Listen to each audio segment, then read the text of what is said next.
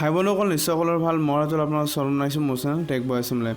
বন্ধুসকল ইতিমধ্যে ডিব্ৰুগড় ইউনিভাৰ্চিটিৰ ওপৰত বহুখিনি মই ভিডিঅ' বনাইছোঁ য'ত মই সকলো বস্তু এক্সপ্লেইন কৰিছোঁ। এইটো এটা নতুন SOP আহিছে ডিব্ৰুগড় ইউনিভাৰ্চিটিৰ পৰা অফিচিয়েল নটিচ আৰু অনলাইন বেটাৰ হ'ব নে অফলাইন বেটাৰ হ'ব সেইটো মই আপোনালোকক ক'ম। তো কোনো ধৰণৰ স্কিপ নকৰি ভিডিঅ'টি অন্তিমলৈ চাব। আপোনালোকক আহকচোন ভিডিঅ'টি আৰম্ভ কৰোঁ।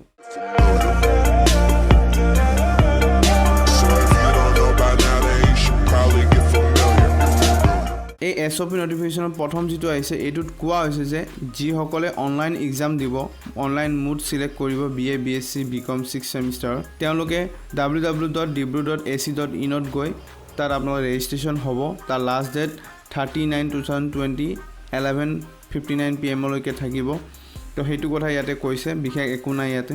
2 নম্বৰ ইয়াতে কোৱা হৈছে যিসকলে এবাৰ অনলাইন যদি মোড সিলেকশ্যন কৰে তেতিয়াহ'লে তেওঁলোকে আৰু শিফট হ'ব নোৱাৰিব অফলাইনত, মানে অফলাইনত আৰু যাব নোৱাৰিব, অফলাইন এক্সাম দিব নোৱাৰিব। তো ইয়াতে 3 নম্বৰত কি কোৱা হৈছে যিসকলে অনলাইন মোড সিলেকশ্যন কৰিছে তেওঁলোকে যেতিয়া এক্সাম দিব তেওঁলোকক মনিটৰ কৰা হ'ব। কলেজ বা ইনষ্টিটিউশ্যনে তেওঁলোকক মনিটৰ কৰিব আৰু সেইখিনি গোটেই কলেজ বা ইনষ্টিটিউশ্যনে মেনেজ কৰিব। এই যিটো মনিটৰ এই মনিটৰটো কি এপছৰ দ্বাৰা হ'ব সেইটো আপোনালোকক ইয়াতে মেনশ্যন কৰি দিছে। গুগল মিট, জুম, স্কাইপ, ৱেবএক্স এই চাৰিটা ছফ্টৱেৰ বা এপছেদি আপোনালোকে কৰিব লাগিব। এতিয়া স্কাইপটো আপোনালোকে কম্পিউটাৰত কৰিব পাৰে, গুগল মিটটো আপোনালোকে মোবাইলত বা জুমটো মোবাইলত কৰিব পাৰে, ৱেবএক্সটো ছফ্টৱেৰ হয় সেইটো আপোনালোকে PCত কৰিব পাৰে।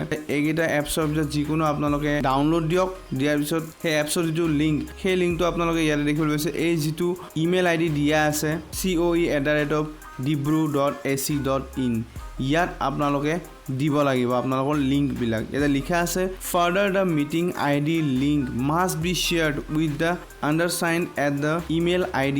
আৰু লগতে 4 নম্বৰ ইয়াতে কৈছে যে ফিউচাৰ ৰিফাৰেঞ্চৰ কাৰণে কলেজ বা ইনষ্টিটিউশ্যনে আপোনালোকৰ এক্সাম দিয়াৰ যিটো আপোনালোকৰ মুভমেণ্ট হ'ব, আপোনালোকৰ যিটো এক্সামিনেশ্যন ছেশ্যন হ'ব সেইটো ৰেকৰ্ড কৰা হ'ব। ইয়াতে দেখি দিছে ৰেকৰ্ড কৰি ৰাখিব। যদি আপোনালোকে এক্সাম দিয়াৰ সময়ত কম্পিউটাৰ হওক বা মোবাইলৰ আগত যদি ভালকৈ কেমেৰাৰ যদি আপোনালোকে আই টু আই কণ্টেক্ট কৰি যদি আপোনালোকে নেলেখে বা আপোনালোকে যদি তলফালে চাই থাকে বা মুভমেণ্ট কৰে বা কেমেৰা আগৰ পৰা উঠি যায় বা কোনোবা আপোনালোকৰ পিছফালে যদি আহি যায় বেলেগ মানুহ তেতিয়াহ'লে আপোনালোকৰ হয়তো প্ৰব্লেম হ'ব পাৰে। এইবিলাক বস্তু AI ডিটেকশ্যন হ'ব, কাৰণ আপুনি কি মুভ কৰি আছে কোনফালে চাই আছে এইবিলাক ছফ্টৱেৰত AI ডিটেকশ্যন কৰিব পাৰে। তো সাৱধান, আপোনালোকে যদি অনলাইন এক্সাম দিব তেতিয়া কেমেৰাত আপোনালোকৰ নজৰ থাকিব লাগিব। আপোনালোকৰ বেকগ্ৰাউণ্ডত যেনে কোনো থাৰ্ড পাৰ্চন নাহে সেইটো আপোনালোকে লক্ষ্য ৰাখিব। অনলাইন এক্সামত যদি আপোনালোকে জুম বা স্কাইপ চলায় তেতিয়াহ'লে আপোনালোকৰ MB বেছি খাব। বাই চান্স যদি আপোনালোকৰ 1 GB বা 1.5 GB যদি শেষ হৈ যায় তেতিয়াহ'লে আপোনালোকৰ শ্ল' হৈ যাব, প্ৰব্লেম হ'ব পাৰে। তো মই ভাবোঁ আপোনালোকে এটা কাম কৰিব পাৰে, কম্পিউটাৰ চেণ্টাৰ নতুবা কেফেত গৈ জনাব যে এক্সাম দিব খোজোঁ। তো এক্সাম দিয়াৰ বিনিময়ত সিহঁতে এটা খৰচ ল'ব, সেইটো দি দিব, কাৰণ তাতে আপোনালোকে আনলিমিটেড ৱাইফাই পাব, লগতে আপোনালোকে পাৱাৰ ছাপ্লাইও ধুনীয়া পাব, তেওঁলোকৰ ইনভাৰ্টাৰ থাকিব, কোনো ধৰণৰ কাৰেণ্ট গ'লেও কোনো প্ৰব্লেম নাহে। এতিয়া 5 নম্বৰত কোৱা আছে অনলাইন অফলাইন এই দুয়োটাতে ইনভিজিলেটৰ থাকিব, ইনভিজিলেটৰে মনিটৰ কৰিব আপোনালোক সকলোকে। 6 নম্বৰত কোৱা হৈছে যে কোনোবা ষ্টুডেণ্টৰ ধৰা কিবা আনফেয়াৰ হয় বা চিটিং হয়, কিবা এনেকুৱা ধৰণৰ হয় তেতিয়াহ'লে তেওঁক ৰিপৰ্ট কৰা হ'ব। সেইটো অনলাইন বা অফলাইন দুয়োটাই হওক তাত ৰিপৰ্ট কৰা হ'ব। 7 নম্বৰত বেলেগ একো নহয়, ইউনিভাৰ্চিটিয়ে কলেজসকলক ৰিকুৱেষ্ট কৰিছে যাতে এই যিটো নটিফিকেশ্যন তেওঁলোকৰ কলেজৰ ৱেবছাইটত দিয়ে। তো আশা কৰিছোঁ বন্ধুসকল যিখিনি প্ৰব্লেম আছে মই এইখিনি ছল্ভ কৰিব পাৰিছোঁ বুলি। আৰু যদি কিবা আপোনালোকৰ যদি কুৱেশ্যন থাকে তেতিয়াহ'লে মোৰ এটা হোৱাটছএপ গ্ৰুপ আছে যাৰ লিংক মই ডেছক্ৰিপশ্যনত দি থৈ দিছোঁ, তাত আপোনালোকে জইন হ'ব পাৰে। আৰু লগতে ফিউচাৰত আপডেট থাকিবৰ কাৰণে মোৰ চেনেলটো ছাবস্ক্ৰাইব কৰি কাষত থকা বেল আইকনটো ক্লিক কৰি দিব। যদি ক্লিক নকৰে তেতিয়াহ'লে কেনেকৈ গম পাব মই যে কিবা এটা ভিডিঅ' দিছোঁ।